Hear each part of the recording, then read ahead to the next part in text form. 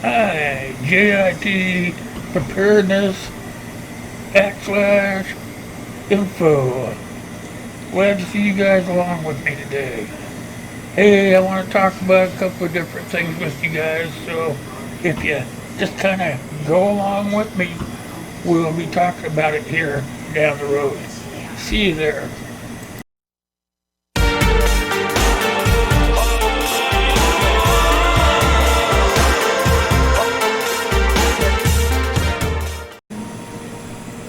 Alright, I want to talk to you guys a little bit about how slowly the things on the shelves at the stores are starting to come back a little bit at a time. Not, not a lot, but gradually. Every once in a while, you'll see more and more stuff coming up on the store shelves, and we're able to take more and more of it home with us. So it is up to us as preppers to go ahead and grab those things as we can, as in the back of our minds all the time. But we should be able to just think and grab our cans and add them to our preps. Like, when I go and I grab canned goods at the store, what I do is I take them home and I put right on them the day that I grab them. I take them home, I put them on in the prep shelf. That way I know exactly what I got them. It's just it's a habit that we get into. That's the best way of putting it, is when we started doing it way back in the beginning, it was hard for us to remember how we got to it and where we put it and all that stuff. But as we got better and better at it, we could still do it. This is why I'm showing you this way here. This way here is how I do it now. It used to be that I would go ahead and just make a spreadsheet and have everything put out on a spreadsheet. But as we grow as preppers, we start to remember the things that we have accomplished. So this is how I do it now. And that way, I can just go to my shelf. I can look up there, and I can just turn the can or the box or whatever I have up there, and I can get that date. And then if I'm remembering the way I'm supposed to, some days are better than others for me. But if I remember the way I'm supposed to, then that shelf slowly becomes the spreadsheet. So that's the best way for me to explain it to you at this point in time. Anyway, you'll have to excuse my voice. My lungs only could go so full, and then they let out. So just have faith with me, okay?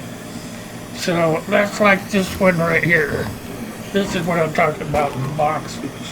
So I buy boxes of these here, and I don't buy a lot of boxes of them, because let me look here.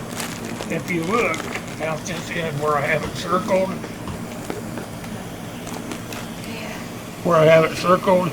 that is when this box was made, and that means it was made the 7/20/2018. So it's been a few years since that box was made. So that's what I go by. I look at the end of the box, figure out when they made it, and I try to find a box that's newer than that. Like in this box here, I am going to break it open tomorrow. I'm going to take one out, and I'm going to go through the process of getting it cooked and everything and make sure that it's still good.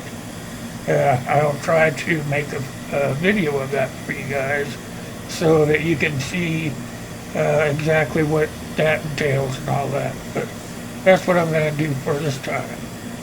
And so, as you can see, that's what you do with your preps. You keep putting a little date with them. This is one of these things here, which we all probably have millions of if you're a prepper. And I leave it just laid right up into the shelf. I can just grab it. If it's not on one shelf, it's on another. You know the rule.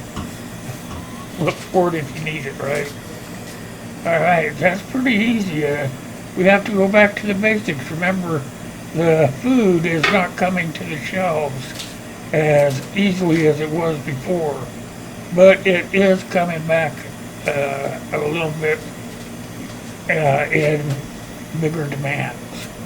So as it comes in the bigger demands, make sure that we're going to whatever grocery outlet or whatever, food bank, whatever, wherever you go to get your food. Make sure you're taking it, marking it, putting it on your shelf. Remember that that date on there is now becoming your spreadsheet. That's what I process it in my mind, because I figure the longer you've been doing it, the better you are at it, which makes it so that you can change the way you do it in your mind. You can change it up and do it a different way. Some of you guys will agree with me. A lot of you guys won't agree with me, but that's how we have to do it. And that's what makes us discuss it in the comment section down below, so that you guys can either I can change your mind or you can change mine, whichever one that is. And then it all starts evolving into a new way of doing things. Alright, that's it for that part. I have one small part left to go. Some of you guys are really not going to be on my side for this. Some of you guys will probably understand, but all in all, it has to be taken care of. And that is the new strain of flu going around, the D version. And I believe that if you haven't gotten a shot for it, you should. That's my personal opinion, and I believe that anybody that has not gotten it needs to get out there and get it, whether you believe in a shot or not, because if you don't, we're going to have another huge pandemic running around our country and world, and I just don't want to go back to the way it was. Excuse my voice. I'm running out of air. But it is to my opinion, that everyone should get a shot. Everyone. Whether you believe in them or not, I believe everyone should get at least one shot so that the world can go on surviving the way it needs to.